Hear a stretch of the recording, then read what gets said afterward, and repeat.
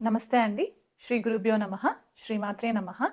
ఈరోజు మనము గోచార రీత్యా గురుగ్రహం మనకి మే 14 తారీఖున వృషభ రాశి నుంచి మిథున రాశిలోకి సంచారం జరుగుతుంది. సో, ఆ సంచారంలో మనకి ఏ రాశుల వాళ్ళకి ఎలాంటి ఫలితాలుంటాయనే విశ్లేషణ చేద్దాము. సో, ద్వాదశ రాశుల వాళ్ళకి గురు గోచార ఫలితాలని ఈ వీడియోలో తెలుసుకునే ప్రయత్నం చేద్దాము.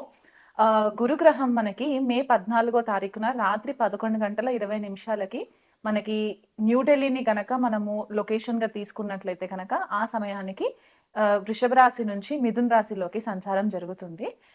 మే 14 తారీఖు నుంచి కూడా అక్టోబర్ 18 తారీఖు వరకు కూడా మిథున రాశిలో సంచారం జరిగి 18 తారీఖు అక్టోబర్ లో కర్కాటక రాశిలోకి వక్రగతిలో ట్రాన్సిషన్ జరుగుతుందన్నమాట. సో, అక్టోబర్ 18 నుంచి డిసెంబర్ 5 తారీఖు వరకు కూడా గురువు కర్కాటక రాశిలో వక్రగతిలో సంచారం జరిగి డిసెంబర్ 5 తారీఖున మళ్ళీ డైరెక్ట్ మోషన్‌లోకి వచ్చిన తర్వాత నెక్స్ట్ ఇయర్ అంటే 2026 జూన్ 2 తారీఖు వరకు కూడా గురువు మనకి మిథున రాశిలో సంచారంలో ఉంటుంది. అంటే దాదాపుగా ఒక 2 రాశులని మనకి ఈ ఇయర్ కవర్ చేస్తారనమాట. అండ్ ఇది మనకి అతిచారి అని కూడా చెప్తారు. ఈ సంవత్సరం గురువు అతిచారి అంటే చాలా ఫాస్ట్ మూవ్‌మెంట్ ఉంటుందనమాట.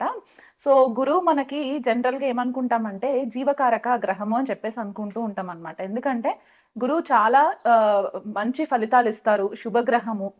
మనకి ఏ ఆస్పీషియస్ ఫంక్షన్స్ చేసుకోవాలనుకున్నా కూడా గురుబలం చూసిన తర్వాతే మనము క్యాలిక్యులేషన్స్‌లోకి తీసుకునే ప్రయత్నం చేస్తూ ఉంటామనమాట. జీవకారక అంటే మనకి ఏదైతే ఆక్సిజన్ మనకి సప్లై అవుతుందో దీనికి గురువే కారణం అవుతారు. మనకి ప్రాపర్ ఎథిక్స్ నేర్పించడానికి మన మారల్స్, వాల్యూస్ ఇవన్నీ కూడా గురుగ్రహం నుంచే వస్తాయి. మనకి గురువుల యొక్క బ్లెస్సింగ్స్ ఉన్నాయా లేదా, లేకపోతే దైవ బలం ఉన్నదా లేదా అనేది కూడా మనకి జన్మజాతకంలో గురుగ్రహాన్ని పొజిషన్‌ని బట్టి మనకి తెలుసుకుంటామనమాట. గురువు మనకి విద్యాకారకుడు కూడా అనమాట. అంటే మనకి విద్యకి సంబంధించిన మెయిన్ గ్రహం గురుగ్రహం అయిపోతారు కాబట్టి, ఒక జీవికి వీళ్ళు ఏ లెవెల్ వరకు ఎడ్యుకేషన్‌లో వీళ్ళు రాణించగలరు అనే ఒక విశ్లేషణ చేయడానికి కూడా మనకి గురువు గ్రహం ఒక క్యాలిక్యులేషన్ తీసుకోవడం అనేది ఇంపార్టెంట్ అయిపోతుంది. అది కాకుండా పుత్రకారకుడు. అంటే మనకి పిల్లల కోసం మనం ఏదైతే మెయిన్ గ్రహాన్ని చూస్తామో గురువుని మనము కన్సిడరేషన్‌లోకి తీసుకుంటాము. కొన్ని క్లాసిక్స్ మనకేం చెప్తాయంటే ధనకారకుడు కూడా గురువు అని చెప్తూ ఉంటారు. ఎందుకంటే ధనస్థానానికి గురువు కూడా ఒక రకంగా ఆధిపత్యం వహిస్తారు కాబట్టి, అన్ని శుభకార్యాలకి మనకి ఏదైతే మన లైఫ్‌లో జరగవలసిన శుభ ఫలితాలకన్నిటికి కూడా గురుగ్రహం చాలా ఇంపార్టెంట్ అయిపోతుందనమాట.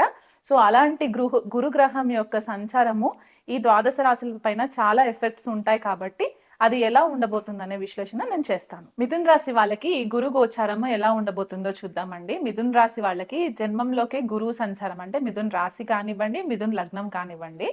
సో, ఇక్కడ గురువు జన్మంలోకి వచ్చినప్పుడు ఏంటంటే లగ్నంలో ట్రాన్సిట్ పంచమ స్థానాన్ని చూస్తారు, భాగ్యస్థానాన్ని చూస్తారు. అండ్ మిథున రాశి వాళ్ళకి సప్తమ స్థానాన్ని, దశమ స్థానాన్ని గురువు నైసర్గికంగా రూల్ చేస్తారు కాబట్టి, మిథున రాశి వాళ్ళకి జనరల్‌గా గురువు బాధక గ్రహంగా మనము కన్సిడరేషన్‌లోకి తీసుకోవచ్చు.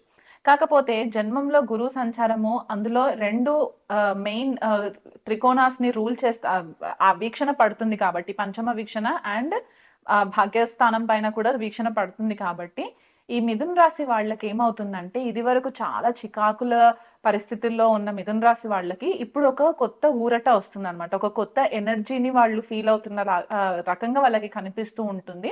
ఎటు చూసినా కూడా వీళ్ళకంత పాజిటివిటీ కనిపించడము, ఏదో ఒక కొత్తదనము లాగా వీళ్ళకి అనిపించడము అనే పరిస్థితులైతే గురువు గోచారం వల్ల కనిపిస్తూ ఉంటుంది. వీళ్ళకి ఆకస్మికంగా ఎవరైనా మంచి గురువులు తారసపడడము, వాళ్ళ వల్ల వీళ్ళు ఆధ్యాత్మికంగా ఎదగడము, లేదా ఏదైనా టెంపుల్స్ దర్శనం చేసుకోవడము, ధార్మికంగా ఉండడము. ఇదివరకు ఏదన్నా ఒక ప్యాటర్న్ గనక ఫాలో అవుతూ ఉంటే గనక, ఆ ప్యాటర్న్ నుంచి కొద్దిగా చేంజెస్ చేసుకొని, వాళ్ళ బిహేవియర్‌లో చేంజెస్ చేసుకొని, కొద్దిగా మెచ్యూరిటీ థింకింగ్ వచ్చే ఛాన్సెస్ కూడా మనకి మిథున రాశి వాళ్ళకి కనిపిస్తుంది. అంటే ఈ దూకుడుతనం పనులు కాకుండా కొద్దిగా లౌక్యం ప్రదర్శించి, ఆచితూచి అడుగులు వేసేలాగా వీళ్ళకి మంచి ఫేవరబుల్ రిజల్ట్స్ ఉంటాయి. అలాగే వీళ్ళకి ఎవరైనా సరే మిథున రాశి వాళ్ళు హైయర్ స్టడీస్ అంటే ఏదైనా ఎక్కువ స్థాయిలో ఉన్న స్టడీస్ ఏదైనా చేసుకోవాలి అని అనుకుంటే కనుక, అంటే ఇప్పుడు డిగ్రీ కంప్లీట్ అయిపోయిన తర్వాత నేను ఇంకా బెటర్‌గా కెరియర్‌లో క్లిక్ అవ్వాలి అని అనుకుంటున్నాను కాబట్టి నాకు ఎడ్యుకేషన్ పరంగా నాకు హెల్ప్ అవ్వాలి అని అనుకున్న వాళ్ళు ఎవరైతే మిథున రాశి వాళ్ళు ఉంటారో వాళ్ళు ఏదైనా ఒక స్కిల్స్ నేర్చుకునే అవకాశం అయితే ఖచ్చితంగా కనిపిస్తుంది. అది వీళ్ళు ఇండియన్ యూనివర్సిటీస్‌తో చేస్తారా? లేకపోతే ఫారెన్ యూనివర్సిటీస్‌తో చేస్తారా? అనేది కూడా వాళ్ళ వ్యక్తిగత జన్మ జాతకాన్ని బట్టి కూడా మనము విశ్లేషణ చేసుకోవచ్చు. కాకపోతే న్యూ స్కిల్స్ నేర్చుకోవడం అనేది మాత్రం మనకి మిథున రాశి వాళ్ళకి చాలా క్లియర్‌గా కనిపిస్తుంది. మిథున రాశి వాళ్ళ పిల్లల పైన కూడా ఎక్కువ ఫోకస్ పెట్టే దాఖలాలు కనిపిస్తున్నాయి. ఎందుకంటే పంచమ స్థానము మనకి పుత్రస్థానం లాగా కూడా మనం చెప్పుకుంటూ ఉంటాం కాబట్టి పిల్లల విషయంలో చాలా కేర్ తీసుకుంటారు. వాళ్ళ ఎడ్యుకేషన్ విషయంలో కూడా దగ్గరుండి అన్ని విషయాలు చూసుకునే ప్రయత్నం చేస్తూ ఉంటారు. నెగ్లిజెన్సీ ఉండదు. వేకువజామునే నిద్ర లేవడము, పూజారాధనలో ఉండడము ఇలాంటివి కూడా చాలా కొత్త కొత్త టెక్నిక్స్ అన్నీ కూడా మిథున రాశి వాళ్ళు ఫాలో అయ్యే ఛాన్సెస్ కనిపిస్తున్నాయి.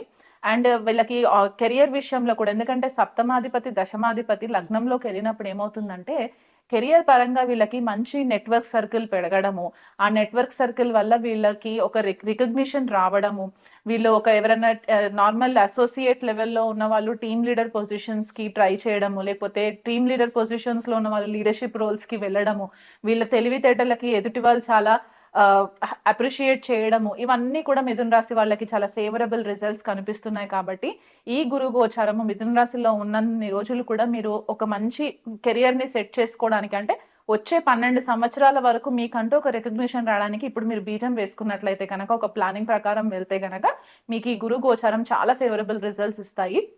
కాకపోతే ఇక్కడ ఒక చిన్న ప్రాబ్లమ్ ఏముంటుందంటే, ఎప్పుడైతే లగ్నంలోకి గురు సంచారం జరుగుతుందో, గురువు ఎక్కడ కూర్చుంటే అక్కడ వృద్ధి చెందుతాడు కాబట్టి, మీకు లగ్నం అంటే మన బాడీ, ఫిజికల్ బాడీని కూడా మనం రిప్రజెంట్ చేస్తాం కాబట్టి, కొద్దిగా బరువు పెరిగే ఛాన్సెస్ కనిపిస్తూ ఉంటాయి. అంటే ఎక్కువ హ్యాపీగా ఉన్నప్పుడు మనం జనరల్‌గా బరువు పెరుగుతూ ఉంటాం గదా! ఆ విషయంలో అన్నమాట. ఓవర్ ఈటింగ్ కూడా కొద్దిగా కనిపిస్తూ ఉంటది. కొద్దిగా ఈ నెయ్యి వస్తువులు, స్వీట్స్ ఇవన్నీ కొద్దిగా అవాయిడ్ చేస్తూ ఉండండి వీలైనంత మట్టుకు. మీకు మంచి గురువులు తారసపడుతూ ఉంటారు. వాళ్ళ వల్ల మీరు చాలా మంచి విషయాలు నేర్చుకుంటూ ఉంటారు. మీ ఇష్ట దేవత ఆరాధన ఎక్కువ పెరుగుతూ ఉంటుంది. పెద్దవాళ్ళ పట్ల గౌరవం పెరుగుతుంది. ఇంట్లో గృహశాంతి నెలకొల్తుంది. ఇదివరకు చాలా చికాకుల్లో ఉన్న మిథున రాశి వాళ్ళకి ఇప్పుడు మంచి ఫేవరబుల్ రిజల్ట్స్ అని మనము చెప్పుకోవచ్చనమాట. సో, ఇంకా మీకు ఫేవరబుల్ రిజల్ట్స్ రావాలి. మీకు వ్యక్తిగతంగా దశ, అంతర్దశల పరంగా గూడా మీకు గురు గ్రహము ఇప్పుడు ఏదైతే గోచారం జరుగుతుందో మీకు ఫేవరబుల్ రిజల్ట్స్ ఉండాలి అని అనుకున్నట్టయితే గనక వీలైనంత మట్టుకు దత్తపారాయణం చేసుకోవడం. అంటే గురుదత్త చరిత్ర ఉంటుంది కదా! అది రెగ్యులర్‌గా చదువుకోవడము. దానివల్ల మీకు కొద్దిగా జ్ఞానం పెరిగి, ఆ జ్ఞానాన్ని మీరు చిన్న పిల్లలకి ట్రాన్స్‌ఫర్ చేసే ప్రయత్నం చేసుకున్నా, లేకపోతే కొంతమందికి ఆర్ఫనేజెస్ ఉంటాయి. అంటే చిన్న పిల్లలకి అనాథ శరణాలయాలుంటాయి కదా! అక్కడికి ఎళ్లి మీరు బుక్స్ పంచిపెట్టడం కానివ్వండి, పెన్స్, బుక్స్, పెన్సిల్స్ ఆ పిల్లలకి ఏది అవసరమైతే అది పంచిపెట్టడం కానివ్వండి, లేకపోతే భోజనం పెట్టడము, చిన్న పిల్లలకి భోజనం పెట్టడము, మీకు ఆర్థికంగా ఎంతవరకు మీ స్తోమత ఉందో అంతవరకు మీరు చేసుకోగలిగితే, ఈ గురు గోచారం మీకు ఫేవరబుల్ రిజల్ట్స్ ఇస్తాయి. అది కాకుండా ఏదైనా ఒక గురు మంత్రం తీసుకొని ప్రతిరోజు కూడా ఈ గురువు మీకు మిథున రాశిలో ట్రాన్సిషన్ అంటే నెక్స్ట్ ఇయర్ వరకు కూడా ఉంటారు కాబట్టి, మధ్యలో వక్రీగతి చెందినా సరే, ఎప్పుడైతే మీకు ఈ ఏదన్నా ఒక గురు మంత్రం తీసుకొని, మీరు ప్రతిరోజు కూడా ఒక 108 సార్లు గనక ఆ గురు స్తోత్రం గనక మీరు పారాయణం చేసుకుంటే చిన్ని మంత్రం. ఓం బృహస్పతయే నమః ఇలాంటి మంత్రం ఏదైనా తీసుకొని మీరు 108 టైమ్స్ చేసుకున్నట్లయితే, మీకు ఇంకా బెటర్ రిజల్ట్స్ వచ్చి ఒక పాజిటివ్ ఆరా మీకొస్తుంది. దానివల్ల మీరు ఎదుటి వాళ్ళకి కూడా జ్ఞానం పంచే మార్గంలో మీరుంటారు. సో, ఈ పర్టిక్యులర్ గురు సంచారంని మాత్రం మిస్‌యూజ్ చేసుకోకుండా ప్రాపర్ ప్లానింగ్ చేసుకొని మంచి వ్యక్తులతో పరిచయాలు పెంచుకునే ప్రయత్నం చేయండి.